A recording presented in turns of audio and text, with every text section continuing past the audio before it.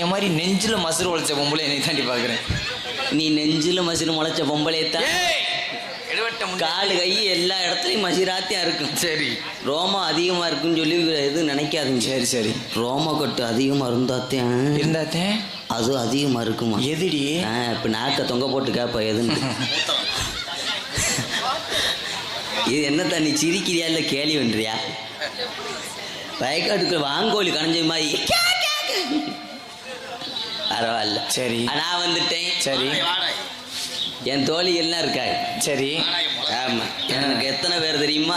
என்னடி எத்தனை பேரு? ஆனா எனக்கு நடந்தது மாதிரி யாருக்கு நடக்கக்கூடாது. அப்படி என்ன நடந்துச்சு? பொண்ணா பிறந்ததுக்கு சரி இடைக்காட்டூர்ல மண்ணா பிறந்திருக்கலாம். ஏன்டி இப்படி சொல்ற? 4 பேர் சேர்ந்துக்கிட்டாது வயல்ல வயக்காட்டுல உழுவ போட்டு உளுந்திருப்பாங்க. அப்படி வருத்தப்படாத. அப்படி என்னதான் நடந்துச்சு?